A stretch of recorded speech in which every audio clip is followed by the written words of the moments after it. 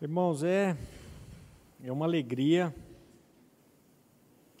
pena que tudo que é bom passa, e nós, logo depois do almoço, estamos retornando para Londrina, se o Pai assim o permitir, mas eu estava vendo aqui o pastor falando do cântico. Às vezes quando a gente está, não é o meu caso, mas quando você está assistindo um jogo de futebol e o seu time do coração marca o gol, você simplesmente não diz gol, mas você vibra com aquilo. Então quando nós estamos cantando aqui, vem, vamos festejar, juntos celebrar ao nosso Rei. Vem levantar as mãos para adorar ao nosso Rei. Isso é profundo demais, é rico demais. Quando eu vejo esses cânticos aqui, quando olho para a cruz, eu estava ali pensando e dizendo para Deus: Senhor, se não fosse o Senhor na minha vida, se não fosse a sua graça, vocês estão olhando, o pastor usou até de misericórdia ali, é mais que um cearense chucro, é uma pessoa que, eu dizia assim, casar é para otário, casar é para trouxa. Eu não vou casar nunca. Casar para quê? E hoje nós estamos aí falando com casais. Então, houve um dia na minha vida, um momento que eu fui convidado para um estudo que eu não queria ir, numa academia de musculação, que eu jamais entraria numa igreja evangélica, ou chamada evangélica. E quando eu fui ouvir aquela palavra naquela academia, o Evangelho, eu gosto muito daquele texto de Efésios, quando Paulo diz, é nele que vós estáis. Depois que ouvistes a palavra da verdade, o Evangelho da vossa salvação, tendo nele crido, fostes selados com o Santo Espírito da promessa. E quando eu ouvi aquele Evangelho, com toda a minha história, com todo o negócio mais que chucro, e eu me coloquei diante de Deus e falei: Senhor, tem misericórdia de mim. E se tem uma palavra, meu irmão, que Deus ouve, chama-se misericórdia. O problema nosso hoje é nos aquietar. Nós não conseguimos nos aquietar diante de Deus, ficarmos quietos. O nosso problema chama-se correria, agitação. A Bíblia diz: aquietai-vos e saber que eu sou Deus e não há outro. Nós não conseguimos. Tem um autor que ele diz assim: as ocupações e a pressa são do diabo. E teve um outro mais ousado que ele disse assim: as ocupações e a pressa não são do diabo, é o diabo. E a gente é esse povo que vive ocupado, vive correndo, vive agitado. O povo lá no deserto, quando disse, vamos adorar a Deus, o faraó, que é uma figura do diabo, disse, esse povo não tem o que fazer. Eles estão ociosos. Vamos fazer o seguinte, vamos aumentar a carga de trabalho deles. Agora eles vão ter que buscar o tijolo, vão ter que buscar a palha e dar mesmo conta do mesmo tijolo que eles preparam. Então, meu irmão, quero dizer para você, 45 minutos é uma missão impossível quase, mas eu quero dizer para você que quem quer você e eu nessa agitação desse mundo é o diabo. Ele não quer você aqui ouvindo a palavra, ele não quer você adorando a Deus, ele quer você nessa correria. E nós precisamos, muito mais do que ontem, clamar a Deus por misericórdia, para Ele vir operar essa obra nas nossas vidas. Mas o nosso tema hoje é Josué 24, nós vamos ler o versículo de 1 a 15. Em nome de Jesus, como o pastor disse aqui, que o Senhor apareça e eu desapareça. Josué aqui, ele foi aquele homem sucessor de Moisés, usado por Deus para conduzir o povo para a terra prometida, do deserto para Canaã. Aqui eles já estão em Canaã. E Deus dá uma ordem para o povo, dizendo para eles não se misturarem com aqueles povos. Deus havia dado essa ordem, não se misture. Mas por desobediência, por obstinação, porque parece que quando Deus diz uma coisa, aí que parece que o ser humano quer fazer o contrário mesmo. Por isso que nós temos que estar dependendo dele diariamente, em comunhão com ele diariamente. Quando a Bíblia diz, quer comais, quer bebais, ou façais outra coisa qualquer, fazer tudo para a glória de Deus. Parece que Deus nos quer voltado para Ele diariamente. E é para o nosso benefício. Então, por obstinação, por desobediência, eles se misturaram com aqueles povos, os cananeus, os amorreus, os ebuseus, e ali eles foram contaminados. O Senhor tinha dito para eles os expulsar. Deus tinha dito até uma palavra pesada para exterminar. Tem povos que Deus dizia assim, destrua tudo e não deixe nem as crianças. Você fala, mas que Deus sanguinário. Mas que coisa. Meu irmão, quando Deus está dizendo uma coisa na palavra dele, ele tem uma visão lá do futuro. Então, lembrei de uma história aqui, mas eu vou demorar para contar, então não vou contar não. Mas o povo, o que eles fizeram? Justamente ao contrário. Justamente ao contrário. Eles se misturaram com os povos, e aqueles povos, você depois lê o contexto ali, eles eram um povo totalmente perverso, e eles foram contaminando o povo hebreu com a sua cultura, com a sua moral, com a sua tradição, com a sua religiosidade, porque isso vai contaminando. Então, isso aqui é um pequeno pano de fundo dessa história aqui.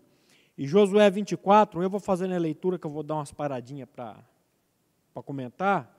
24:1, ele diz assim, depois reuniu Josué todas as tribos de Israel em Siquém, e chamou, a minha versão diz, os homens. Essa palavra hoje é para os homens. Deus quer tratar com os homens. Não me pergunte as mulheres por quê, mas Deus colocou, porque Deus, Ele sabe todas as coisas, Ele é soberano, mas Deus colocou o homem como cabeça. Deus colocou o homem como chefe. Nós vimos ontem à noite aqui dessa questão, desses homens bananas, desses homens que delegam tudo para a esposa, o que está acontecendo hoje aí com a família e com as crianças, essa questão do homossexualismo, aí foi ontem, eu sei que não veio, perdeu, bem feito, mas tem gravado aí. Os homens de Israel, os seus cabeças, os seus juízes, os seus oficiais, e eles se apresentaram diante de Deus. Será que está faltando isso ainda na sua vida, meu irmão? Se apresentar diante de Deus? Senhor, eis-me aqui. Senhor, eu estou aqui. O pastor Eliseu contou essa história num desses estudos dele que eu ouço aí há muito tempo atrás, de um pastor fazendo um apelo para missões, e de repente vem um moço, ele estava numa cadeira de roda, ele se joga no chão e vem se arrastando no chão, chega na frente do púlpito, vira para o pastor e diz, pastor, Deus aceita um homem pela metade? E o pastor vira para ele e fala, filho, Deus aceita um homem pela metade que se entrega inteiramente a Ele. Mas Deus não aceita um homem inteiro que se entrega pela metade. Como é que está, meu irmão? A sua entrega diante de Deus, como é que está a minha entrega diante de Deus? É uma entrega que está pela metade ou uma entrega que está completa? E eu volto a dizer que nós precisamos clamar pela misericórdia de Deus. Que até a questão da entrega é uma questão da graça e da misericórdia de Deus. Porque quando Paulo diz, não há ninguém que entenda, não há ninguém que busque a Deus. Então é o Senhor que vem nos buscando. Nós precisamos, Senhor, tem misericórdia. Eu quero ser uma pessoa que vou me entregar inteiramente a Ti, vou entregar a minha família a Ti, vou entregar tudo diante de Ti. Então, eles vêm aqui e eles se apresentaram diante de Deus. E é diante de Deus. Depois reuniu Josué todas as tribos de Israel em Siquém, E chamou os seus cabeças, estou lendo novamente o texto, os seus juízes, os seus oficiais, e eles se apresentaram diante de Deus. Então, volto a dizer, isso aqui é uma palavra voltada para os homens, para os chefes. Foi Deus que estabeleceu essa regra. Que regra? Que o homem seria o cabeça, como foi dito aqui ontem, o profeta, o sacerdote e o rei.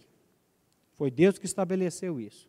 Eu costumo dizer que trem foi feito para andar no trilho. Quando o trem sai do trilho, o que acontece?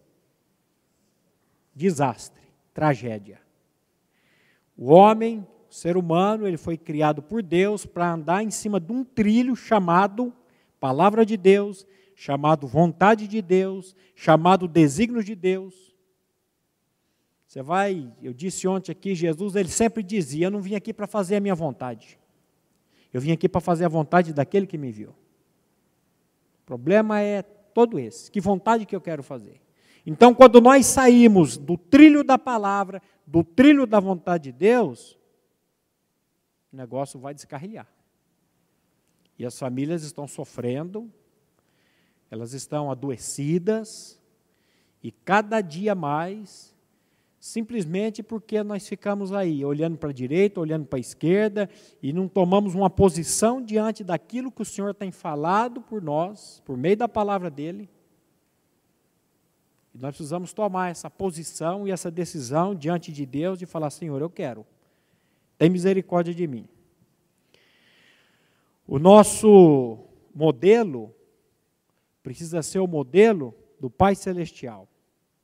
Eu sempre digo isso no curso de educação de filhos, já disseram e muito bem, que para você ser um pai com letra minúscula, você precisa ter um pai com letra maiúscula. E se eu olhar para o meu modelo de pai, se eu já sou isso, o meu pai, que com 13 anos de idade foi mandado embora lá de Fortaleza, tocado de casa, caiu aqui em Londrina com 14 anos de idade, sem lenço, sem documento. Imagina a história dele, o que ele passou para nós. Que modelo que ele tinha? Modelo nenhum. Então, o nosso modelo, eu não posso olhar para o meu pai, e a minha esposa não pode olhar para o modelo de família dela também, mas nós temos agora um novo modelo, que é o modelo celestial. É o modelo do Pai Celestial.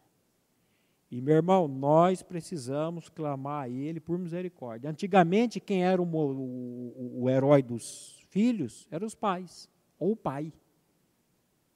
Hoje, com toda essa coisa aí, ontem estava quinta-feira lá na chácara da igreja, e eles estavam discutindo que a primeira transmissão colorida foi em 1970, e o outro começou a brigar que não foi, que foi em 74. Eu falei, gente, eu estava nascendo em 1970, não sei nem desse negócio aí.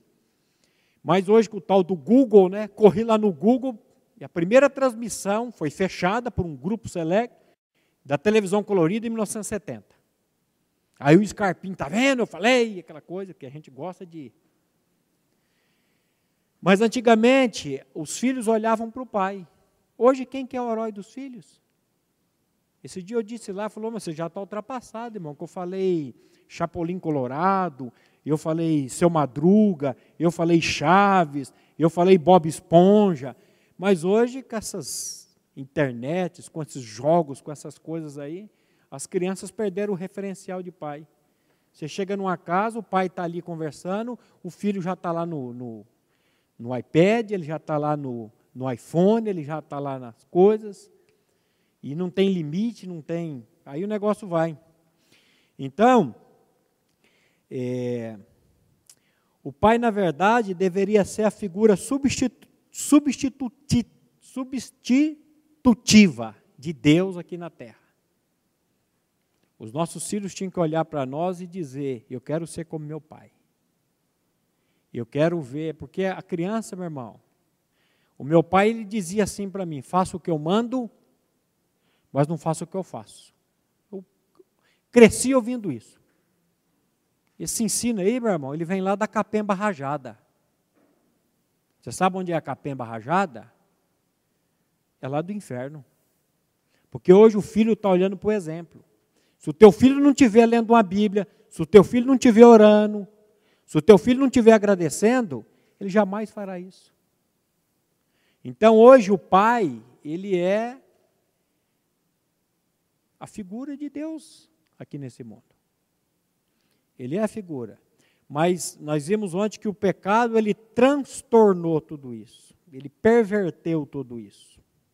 O que é transtornar? É virar de cabeça para baixo.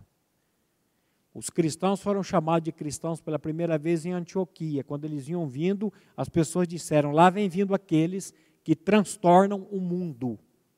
Transtornar é virar de cabeça para baixo. Antes, as minhas raízes estavam no mundo, nas coisas do mundo. Agora, as minhas raízes estão em Deus e nas coisas de Deus. Aí chega, e agora diz que a televisão já está trabalhando com isso, os horários de colocar os jogos, as competições, as novelas, tudo isso aí, é sempre horários estratégicos, que é os horários de culto das igrejas. Aí chega domingo de manhã, ou domingo à noite, você vai no culto, mas aí vai jogar quem lá? Corinthians não, deixa esse negócio do lado, né? Vai jogar lá o Palmeiras. E aí o que você fala para sua esposa, para o seu filho? Hoje eu não vou no culto, hoje eu vou ficar aqui assistindo. O que você está ensinando para o teu filho? Qual é a mensagem que você está dando para ele? Que aquele futebol, aquela coisa, é mais importante que o culto, que a palavra. Se tinha uma coisa que nós colocamos em casa, era, às vezes, as meninas pequenas, aquele tempo, aquela chuva, minha mulher, hoje nós não vamos na igreja. Eu falei, por que não? Olha o tempo, olha a chuva. Eu falei, mas a igreja está coberta. E nós vamos de carro. E tem guarda-chuva para chegar até no carro. Porque parece que a criança não pode molhar, não pode.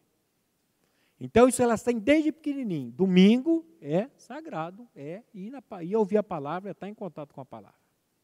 Então, nós precisamos colocar isso. Qual que é o segredo para você ser um pai de maneira correta? Jesus vai dizer lá em Mateus, buscar em primeiro lugar o reino de Deus, a justiça de Deus, e as demais coisas vos serão. O que é buscar o reino de Deus e a justiça de Deus, meu irmão, se não buscar Cristo? O reino de Deus e a justiça de Deus é Cristo. Busca Ele em primeiro lugar e as demais coisas vos serão, Ele acrescenta. Mas o que você quer fazer? O que eu muitas vezes faço? Busco tudo e acrescento Deus no domingo, na quinta, na quarta, no horário do culto, e vou buscar Deus. E o nosso relacionamento esse relacionamento com a igreja aqui, com os irmãos, isso é muito importante. Isso é muito importante. Mas isso não pode acabar aqui. Isso aqui é só uma extensão. Então, o segredo para você ser um pai é esse. É buscar em primeiro lugar o reino de Deus, a justiça de Deus. O salmista disse, eu fui moço e eu estou velho. Cadê o patrão? Tá ali. E eu estou velho. E eu nunca vi o justo e nem a descendência do justo a mendigar o pão. Olha a promessa. Eu acho que não vai dar tempo de chegar nesse versículo aqui de Romanos, então eu já vou falar ele. É um versículo que ele me deixa assim muito atônito. Quando Paulo diz assim, aquele que não poupou, falando de Deus, aquele que não poupou seu próprio filho, antes o entregou por todos nós, não nos dará juntamente com ele todas as coisas? Ele não está falando de desejos e caprichos. Ele está falando de coisas que a gente quer. Eu sempre falo, a gente quer a casa do ano, a mulher do ano, o filho do ano, a gente quer sempre aquela. A gente sempre engorda o olho e quer aquelas coisas. E Deus está dizendo, é necessidade. É necessidade. Então, gente, ele que não poupou seu próprio filho, Deus enviou o filho dele para esse mundo, para fazer uma obra lá na cruz. E eu tenho 2 filhas, eu não daria nenhuma delas pela melhor pessoa do mundo. E Deus enviou o seu unigênito, o seu filho único, para morrer por essa tranqueira aqui. Se existisse só o Maurício nessa vida, Jesus teria vindo só por mim. João, quando vai explicar isso, ele não tem como explicar. Então ele diz assim, porque Deus amou o mundo de tal maneira, que entregou o seu Filho unigênito, para que todo aquele que nele crê não pereça, mas tenha vida eterna. Quando você vê o preço que Deus pagou pela redenção, meu irmão, a gente não pode olhar isso como uma coisa de só menos importância, dar de ombro. Acerca deste assunto te ouviremos em outra ocasião. Eu estou muito novo ainda para isso. Quando eu ficar velho, eu vou me preocupar com isso. Meu irmão, quando a gente olha o preço que Deus pagou, hoje vai ter batismo aqui, né, pastor? O que é o batismo, meu irmão? É uma testificação exterior do que aconteceu no meu interior. Batismo de água não salva ninguém. O batismo que salva é o batismo da morte com Cristo. Eu falo que se você pegar Romanos 6, 3 e 4 e espremer até sair sangue dos olhos, não vai cair uma gota de água ali, porque Paulo não está falando de batismo nas águas ali. Paulo está falando de batismo da morte. E ele sempre começa com a expressão, ou não sabeis, ou ignoreis, sabendo. A Bíblia usa muito essa expressão. Quando ele diz, ou não sabeis que todos quantos fomos batizados em Jesus Cristo, fomos batizados na sua morte? Fomos, pois, sepultados com ele pelo batismo na morte, para que como Cristo foi ressuscitado dentre os mortos pela glória do Pai, assim andemos nós também em novidade de vida, é vida nova. Quando você é colocado nas águas, isso aqui está testificando a sua morte. Quando você é levantado, a sua ressurreição. O batismo das águas, para salvação, ele não tem efeito nenhum, mas ele tem para testemunho. E para a obediência da palavra, que a Bíblia manda batizar. Mas o batismo que salva é o batismo da inclusão no corpo de Cristo, da morte com Cristo. Você já morreu com Cristo, meu irmão? Você já creu na sua crucificação, na sua co-crucificação juntamente com Cristo naquela cruz? Hoje Ele habita em você. Hoje você pode dizer, eu estou crucificado com Cristo e vivo não mais eu, mas Cristo vive em mim? Porque é só a partir desse ponto que você vai poder fazer as coisas. As nossas filhas, eu já cansei algumas vezes ela dizendo isso, elas sabem que quando o negócio aperta, não tem a quem recorrer. Nós recorremos a Deus e a palavra. Elas às vezes dizem assim, mas tu, pai, tudo é a Bíblia, pai. Eu falei, tudo é a Bíblia, tem que estar na palavra. A Bíblia é a nossa prática de fé, de regra, de conduta, é tudo na palavra. E eu gosto muito de um versículo que diz que nós nada podemos contra a verdade, senão em favor da própria verdade. Às vezes ela pode até ficar contra aquilo, mas é a verdade de Deus, e a verdade de Deus, meu irmão, você pode deixar que ela se basta. Você pode deixar. Você pode esperar que ela vai trabalhar naquele coração, ela vai operar, ela vai quebrantar, ela vai fazer. Então Josué, voltando para o texto, então Josué disse ao povo, assim diz o Senhor, Deus de Israel, antigamente, vossos pais, Tera, ou Terá, pai de Abraão, de Naor, habitaram da além do Eufrates e serviram a outros deuses. Eu, porém, Deus, tomei Abraão, vosso pai, da além do rio, e fiz percorrer toda a terra de Canaã. Também lhe multipliquei a descendência, e lhe dei Isaque. A Isaque dei Jacó, e a Esaú, e a Esaú dei em possessão as montanhas de Seir. Porém, Jacó e seus filhos desceram para o Egito. Egito aqui você sabe o que significa, né? Então enviei Moisés e Arão, e feri o Egito, com o que fiz no meio dele, e depois vos tirei de lá. Aqui ele está dando um resumo de tudo que havia acontecido ao povo hebreu, da formação até então. Aí ele vem dizendo assim, tirando eu queria que você começasse a prestar agora atenção nas expressões eu. É Deus fazendo, é Deus operando, é Deus tirando, é Deus fazendo. Então ele diz assim, tirando eu, vossos pais do Egito, viestes ao mar, os egípcios perseguiram vossos pais com carros e com cavaleiros até o Mar Vermelho. E, clamando vossos pais, ó Senhor, pôs escuridão entre vós e os egípcios, e os trouxe, essa expressão aqui, clamando os vossos pais. pai, você tem clamado pelo teu filho? Você tem clamado pela tua família? Eu volto a dizer, você não vai encontrar uma pessoa que se aproximou de Jesus clamando por misericórdia e não foi ouvida. Eu contei aqui ontem a história da mulher cirofenícia, que ela foi clamando, Jesus deixou ela de escanteio. Ela continuou clamando, Jesus disse, olha filha, eu não vim para você, eu vim para um grupo especial. Mas aí ela continuou clamando, e Jesus disse, não convém pegar o pão da mesa e lançar para cachorro. E ela falou, é verdade, mas os cãezinhos, os cachorrinhos, comem das migalhas da mesa que caem do seu dono. Aí Jesus vira e fala, ó mulher, grande é a tua fé. Que ali Jesus queria tratar com os discípulos. Ela não se enfureceu com Jesus, ela não brigou com Jesus. Como eu disse ontem, se fosse eu, filho de cearense, tinha dado uma voadora em Jesus e tinha cuidado da vida. Esse mal educado.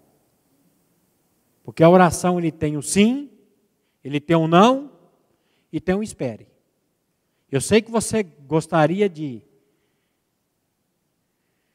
orar o Pai Nosso assim, Pai Nosso que estás no céu, santificado seja o teu nome, venha a mim o teu reino, seja feita a minha vontade. Aqui na terra, como eu gostaria que fosse feita no céu. Porque se você não já fez isso, eu já fiz algumas vezes. Pai, se eu fosse o Senhor, eu não tinha permitido isso. Se eu fosse o Senhor, eu tinha feito daquele jeito. Só que você não está no controle do mundo, você não conhece a soberania de Deus, você não sabe nada, mas a gente quer o quê? Que a nossa vontade seja feita. Só que a nossa vontade, ela não é boa, ela não é agradável e ela não é perfeita. E a de Deus, ela é isso. A sua é ruim, é desagradável e imperfeita. Então nós temos que nos alinhar à vontade de Deus. E às vezes a vontade dele é complicada. E às vezes nós não queremos que os nossos filhos passem por aquilo que nós passamos. Só que aí a gente fica protegendo o filho e aí todo o problema está aí. Mas então,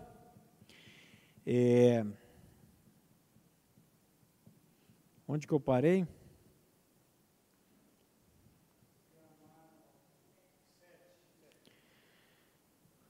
Aqui eu estou sem E clamando os vossos pais, o Senhor pôs escuridão entre vós e os egípcios, os trouxe do mar estes e os mares os cobriu. E os vossos olhos viram o que eu fiz no Egito. Então, habitastes no deserto por muito tempo. Daí eu vos trouxe a terra dos amorreus, que habitaram da além do Jordão, aos quais pelejaram contra vós outros, porém os entreguei nas vossas mãos. O sujeito oculto aqui é Deus. Ele fazendo. E possuístes a sua terra e os destruí diante de vós. Gente, volto a dizer, aqui é Deus fazendo. Eu fiz, eu tirei vocês, a ação é divina, a ação é de Deus. O povo somente era reagente àquilo que Deus fazia.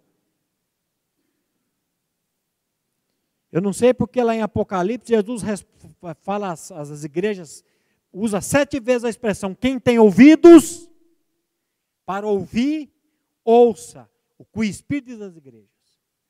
Porque eu tenho certeza, meu irmão, porque se você foi feito da mesma matéria minha, que o Senhor tem falado com você, Ele tem enviado pessoas, a pessoa fala assim, rapaz, mas eu li esse texto ontem, eu falei, rapaz, eu acho que Deus está querendo falar com você, irmão. Toma uma posição diante daquilo que você está ouvindo. Então, não é à toa que a Bíblia vai dizer, ouça. Tiago diz para a gente não ser somente ouvintes da palavra, mas praticantes. Porque aquele que é ouvinte, ele é igual a pessoa que vai e contempla no espelho. Gostei muito do espelho lá da casa do meu irmão. Que ele dá um reflexo assim e aparece uns 70, 80 Maurício. Eu falei, amor, vem aqui. Olha ali o tanto de Maurício, já pensou se com um tanto de Maurício desse? Ela olhou e falou, um só já dá um trabalho. Mas eu fui lá, penteei agora e vim, não sei como é que está o cabelo, porque eu já esqueci. E a palavra de Deus está dizendo, a pessoa que ouve a palavra, que ouve a exortação, e fica ali e não toma uma posição, meu irmão, você não tem que, não, Mas eu não consigo mudar. Você não consegue mudar mesmo, criatura. Você não consegue fazer nada. Jesus disse, sem mim, nada podeis fazer. Nada é nada. Mas você e eu precisamos ir diante desse Deus e dizer, Senhor, eis-me aqui. Eis-me aqui. Lembra da viúva? Que ia lá na casa do juiz todo dia bater na porta dele, julga minha causa. O juiz falou, não vou julgar causa nenhuma. A mulher ia embora, no outro dia voltava lá, juiz, julga minha causa. O juiz não vou julgar a causa, no outro dia a mulher vinha lá, juiz. O juiz falou, rapaz, eu não temo a Deus, eu não temo nada, essa mulher está me oportunando aqui, quer saber de uma coisa? Eu vou julgar a causa dela. Aí Jesus entra na parábola e fala, e o pai? Ele não vai fazer? Ele não vai ouvir os seus eleitos, os seus escolhidos, que de dia e de noite clamam diante dele?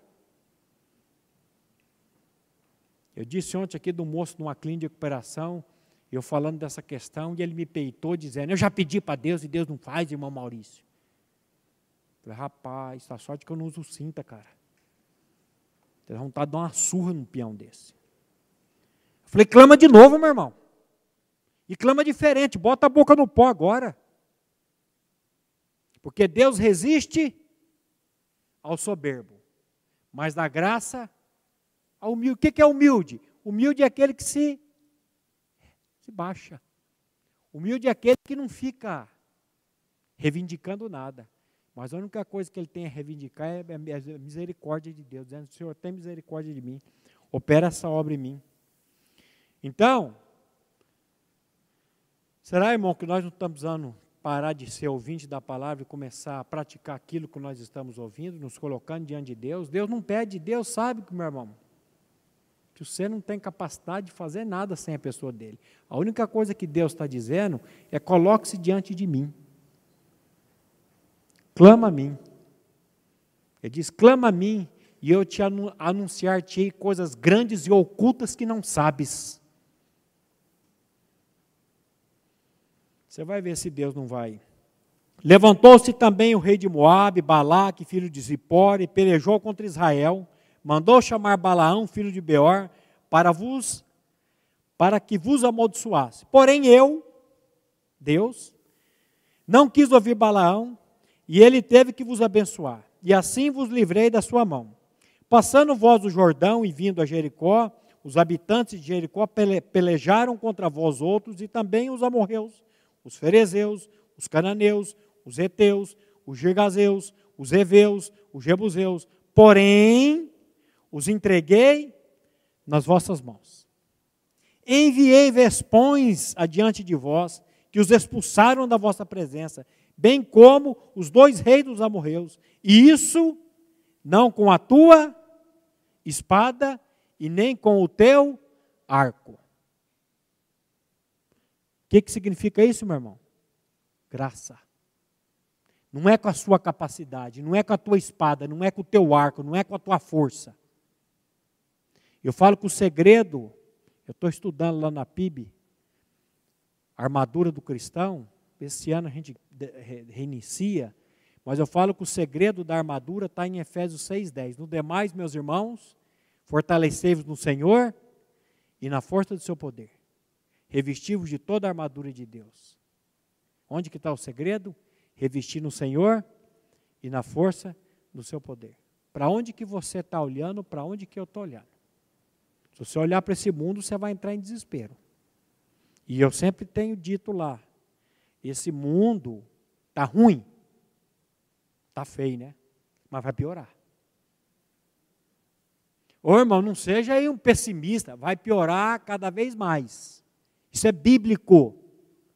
Paulo diz, saiba, porém, isso nos últimos dias sobrevirão tempos trabalhosos, tempos difíceis. Os homens serão egoístas, gananciosos, presunçosos, desobedientes a pai e a mãe. Isso aí é bíblico. O anticristo precisa pegar isso, um caos, para ele dar uma maquiada nisso aqui, para dar uma melhorada. Então não pense, não, em dezembro agora tem eleição para presidente, e nós... Vai o quê? Vai votar em quem? Quem que você vai votar aí? Fala para mim. Quem desses políticos aí tem credencial para dirigir um país desse? Por isso que nós temos que olhar para o Senhor. E a Bíblia fala assim, quando essas coisas começarem a acontecer, ergam os olhos, porque a vossa redenção está próxima. Então, meu irmão, desista desse mundo, abandone esse mundo, perca a esperança desse mundo. Isso aqui vai piorar cada vez mais. Mas Deus está dizendo aqui, olha, eu enviei vespões adiante de vós, que os expulsaram da vossa presença, bem como os 2 reis dos amorreus, e isso não contou espada, nem contou a força, e nem contou o arco. Isso aqui, meu irmão, é graça. A melhor definição de graça que eu ouvi até hoje foi lá na minha comunidade. Graça é Deus dando, e é Deus fazendo tudo, a quem nada merece e nem tem condição de merecer. Eu gosto muito desse texto de Tito 2, 11 a 14, ainda bem que o irmão não está lendo hoje aqui para me passar vergonha. Abre aí rapidinho Tito 2, 11 a 14, mas deixa marcado o texto aí, nós vamos dar mais uma escorregadinha nele, mais uns 6, 7 minutos que eu tenho aqui. Tito 2, de 11 a 14. Paulo está dizendo aqui,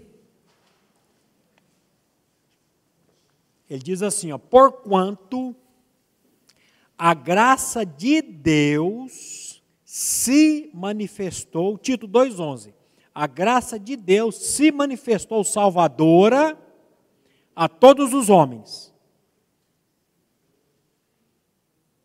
Esse negócio que Deus predestinou um para o céu e Deus predestinou isso para o inferno, eu não vejo isso.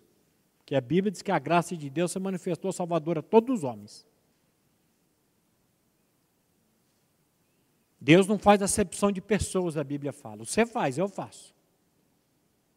Que sentido que você faz acepção? Família, parentes e amigos. Você sempre vai puxar a sardinha para o lado da sua esposa e seus filhos, dos seus pai, mãe, irmão e depois dos amigos. Deus não faz isso. Se Deus deu essa graça para o irmão, Ele dá para o outro, Ele dá para o outro, Ele dá para o outro. E por que deu para ele e não deu para mim? O problema está em Deus ou o problema está em mim? Será que ele se humilhou mais diante de Deus? Será que ele clamou mais diante de Deus?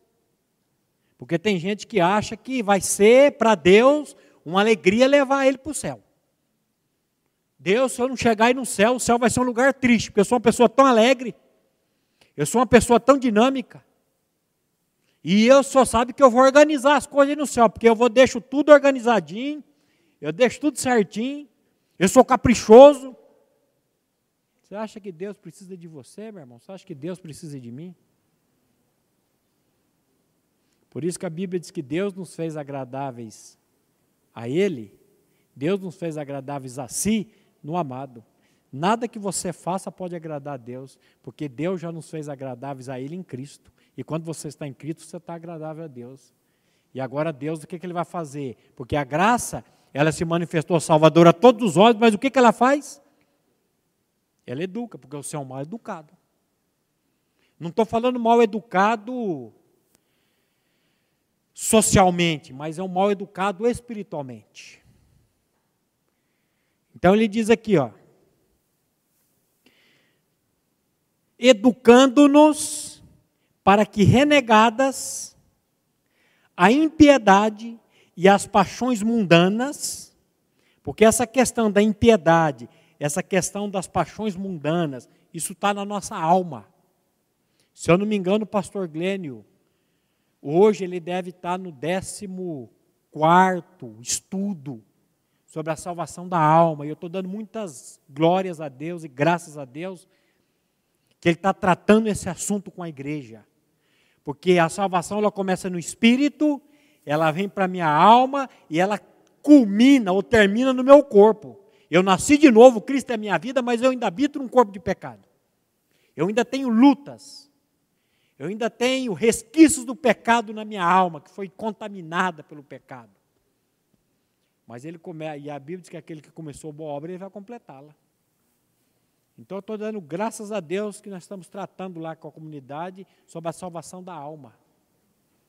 E a mesma palavra que salvou o espírito é a mesma palavra que vai salvar a alma, meu irmão. Quando o Tiago diz, receber com mansidão a palavra em vós implantada, a qual é poderosa para salvar as vossas almas. Não está falando de espírito. O espírito já foi salvo. Se você crê em Cristo, o seu espírito está salvo. Você morreu, você está no céu, meu irmão. Você está na glória. Mas agora Deus precisa salvar a tua alma. Agora Deus precisa educar você. Não da maneira do mundo, mas da maneira da palavra. E aí que Deus vai precisar dar uns corretivos.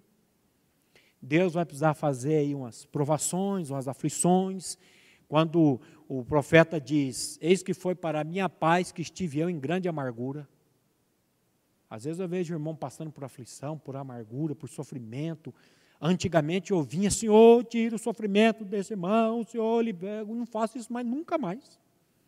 Porque Deus, às vezes, está permitindo aquele sofrimento na vida do irmão para ele acordar para a vida. O salmista diz, eis que foi para a minha paz que estive eu em grande amargura. Então a amargura, o sofrimento faz parte do tratamento de Deus para as nossas almas. E muitas vezes também para nos levar em Cristo. Porque eu costumo dizer que se a sua vida está tudo bem, você pega Deus e coloca Ele debaixo do canto lá. Por que na hora da tribulação, na hora da doença, você busca Deus? Eu estava dizendo hoje para o porteiro do irmão ali, ele perdeu a esposa há 1 ano e meio, num acidente estúpido aqui na avenida. Rapaz novo, e ele falando ali do tratamento que o Senhor fez na vida dele. E eu disse assim para ele, falei, meu irmão, o meu pastor ele tem uma expressão que ele diz assim, o mesmo sol que amolece a cera, endurece o barro. E que às vezes a mesma provação na vida de uma pessoa vai amolecer o coração daquela pessoa e vai levar aquela pessoa a se colocar mais diante de Deus e clamar mais por misericórdia. Só que em contrapartida na vida do outro, ele vai ficar revoltado com Deus. Por que comigo? Por quê? Você é diferente do outro? Você é mais bonito que o outro? Uma vez uma moça lá na nossa comunidade chegou ao pastor Glenn e falou assim, pastor Glenn, por que Deus não ouve a minha oração? Por isso, minha filha. Por isso o quê? Por isso. E cada vez que ele falava, ela ficava mais... Ela falou, minha filha, por que Deus não ouve a tua oração? Faz favor, vá para casa e peça para o Espírito Santo de Deus revelar quem você é. E a moça foi e encontrou ele um tempo depois. E a moça estava até meia jururu. Falou, pastor do céu, eu fiz aquela oração que o senhor falou, pedi para Deus mostrar quem eu sou, e Deus está mostrando o poço de egoísmo, o poço, porque o ser humano ele é podre, e a Bíblia, ela tão assim que ela vai assim, da ponta dos pés ao alto da cabeça. Esses dias o Márcio Froz, um amigo meu, que eu caí de bicicleta o mês passado, e consegui rachar o osso mais forte do corpo humano, que é o osso do cérebro, parado de bicicleta. E em setembro eu sofri um acidente de moto e quebrei o pé. E o Márcio Frois falou assim, Maurício Torres, do alto da cabeça aos pés, só ossos quebrados. Eu falei, fica mangando do irmão, fica. Mas a Bíblia fala que do alto da cabeça, dos pés ao alto da cabeça, só tem chagas podres, inflamadas, não amolecidas em óleo. O ser humano ele não presta da cabeça aos pés. E ele é aquela coisa arrogante, ele é aquela coisa, meu irmão, a gente precisa clamar a Deus por misericórdia, mas a graça de Deus se manifestou salvadora a todos os homens, e ela nos educa, educando-nos para que, renegada a impiedade e as paixões mundanas, vivamos no presente século de maneira justa, sóbria e piedosa, aguardando a bendita esperança e a manifestação da glória do grande Deus e Salvador Jesus Cristo, o qual a si mesmo se deu por nós, a fim de nos remir-nos de toda iniquidade e purificar para si mesmo um povo exclusivamente seu, zeloso de boas obras. Coisa mais linda, meu irmão.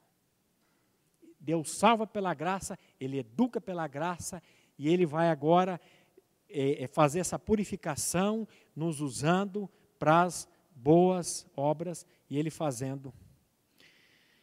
Mais um pouquinho aqui, voltando lá para o texto. Dei-vos a terra em que não trabalhastes, e cidades que não edificastes, e habitais nelas, comei das vinhas e dos olivais, que não plantastes. Olha a graça, é Deus dizendo, eu dei uma terra que vocês não trabalharam para conquistar essa terra, cidade que vocês não edificaram, e habitaste nelas, comei das vinhas, dos olivais, que não plantastes. Agora, pois, quer dizer, diante de tudo que eu fiz a vocês, diante de todas essas provas de amor, de tudo que Deus fez, agora, pois, temeu o Senhor e serviu com integridade, com fidelidade. Deitai fora os deuses, aos quais serviram os vossos pais, da além do Eufrates e no Egito, e serviu ao Senhor. Porém, se vos parece mal servir ao Senhor, escolhei hoje a quem se vais. Se aos deuses a quem serviram os vossos pais, que estavam da além do Eufrates, e aos deuses dos amorreus, em cuja terra habitais, eu e minha casa, porém, serviremos ao Senhor. Jesus disse, vocês invalidam a palavra de Deus por causa das vossas tradições. Cuidado com tradição. Mas Josué aqui, ele tomou uma posição. E essa decisão de Josué aqui precisa ser a minha decisão. A sua decisão. Eu e minha casa serviremos ao Senhor. E mais um texto, o discurso de Josué, eu li esse texto numa penitenciária há uns anos atrás, Deuteronômio 30, de 15 a 20. Moisés, ele frisou a mesma palavra a uma geração antes.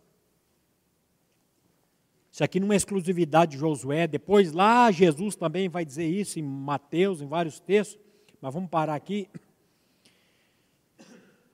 Deuteronômio 30, de 15 a 20, quando ele diz assim, vê que proponho hoje a vida e o bem, a morte e o mal, se guardares o mandamento que hoje te ordeno, que ames o Senhor teu Deus, ande nos seus caminhos e guarde os seus mandamentos e os seus estatutos e os seus juízos, então viverás e te multiplicarás.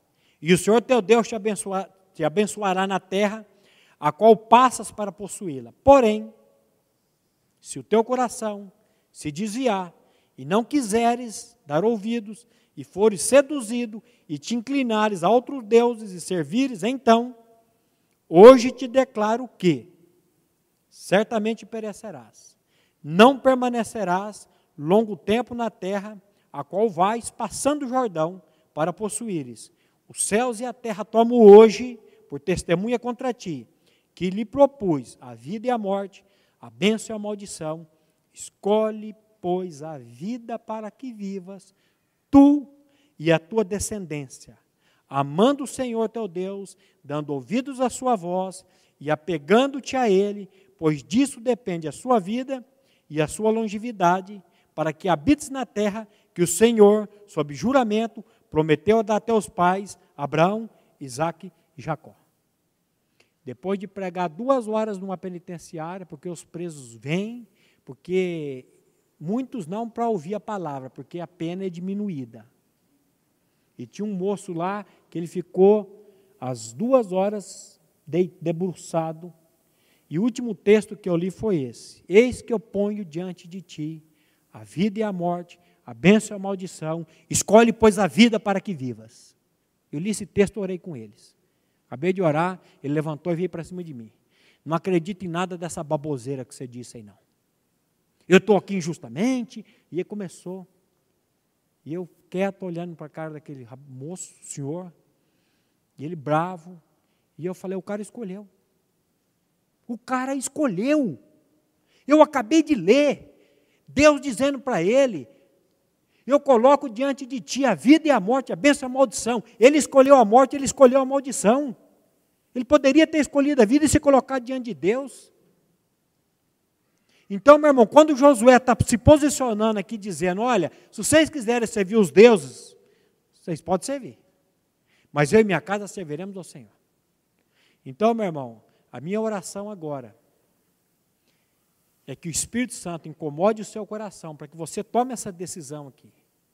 de escolher a vida, de escolher a bênção diante de Deus. É isso que Deus está dizendo para você. Deus não está pedindo para você mudar o teu coração, mudar. Ele está dizendo, coloque-se diante de mim, clame a mim e eu vou operar na tua vida. Porque tudo na palavra de Deus, meu irmão, é pela graça. O homem, quando peca no jardim do Éden, nós vimos ontem aqui, ele foge da presença de Deus. Deus chega no jardim do Éden, como João sem braço. Adão, onde estás? Deus não sabia onde o homem estava, meu irmão? Deus não sabia o que o homem tinha feito? Lógico que sabia. Só que essa expressão onde estás é graça. E Deus vem atrás do homem. E Deus vem conversar com o homem. Aí o homem já bota a culpa em Deus, já bota a culpa na mulher, a mulher bota a culpa na serpente. Até quando, meu irmão, você vai ficar botando a culpa no outro? Até quando você vai ficar culpando o marido, culpando a esposa, culpando a sogra, culpando o pastor, culpando não sei quem? Está na hora de nós pararmos e dizer, Senhor, tem misericórdia de mim. Porque o Senhor diz que faz nova todas as coisas. O Senhor pode fazer de mim um novo homem. O Senhor pode fazer de mim um profeta, um sacerdote, um rei. O Senhor pode fazer da minha vida um líder para a glória do teu nome. Não é para me exibir para as pessoas, não é para me mostrar para a igreja, mas é para o Senhor. E depois Ele vai te usar, meu irmão, porque Ele usa. Usou uma mula, não pode usar você? Não pode usar a mim? Ele usa.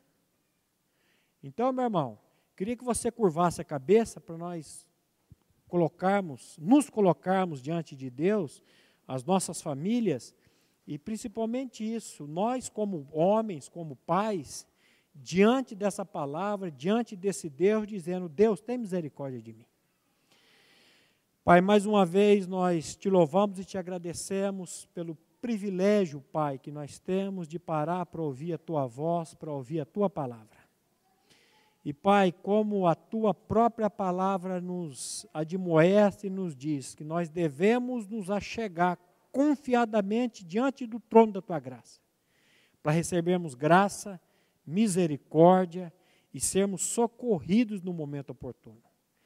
Pai, volto a dizer, eu não conheço nenhum coração aqui nessa manhã, não conheço nenhuma dificuldade, nenhuma aflição, nenhuma necessidade de muitas famílias aqui, mas a nossa oração, Pai, como Teus filhos, como parte da Tua igreja, é que o Teu Santo Espírito esteja trazendo, incomodando o nosso coração, incomodando a nossa mente e trazendo, Pai, a revelação dessa verdade tão maravilhosa, dessa verdade tão grandiosa. E, Pai, que o Teu Espírito nos leve a tomar essa decisão que Josué tomou também, dizendo, eu e minha casa serviremos ao Senhor. E, Pai, sem a ação do Teu Espírito, nós estamos atados, nós estamos presos e nós não temos capacidade para fazer isso por nós mesmos. Por isso, Pai, nós estamos agora, nessa manhã, diante do trono da Tua graça, clamando por Tua graça, por Tua misericórdia e pelo Teu socorro. Opera, Pai, essa obra nas nossas vidas, primeiramente, nas nossas famílias, com um único propósito, a glorificação do Teu nome. E é no nome, Pai, do Teu Filho amado, Jesus Cristo, que nós oramos e agradecemos a Ti. Amém, e louvado seja o Teu nome por isso. Amém.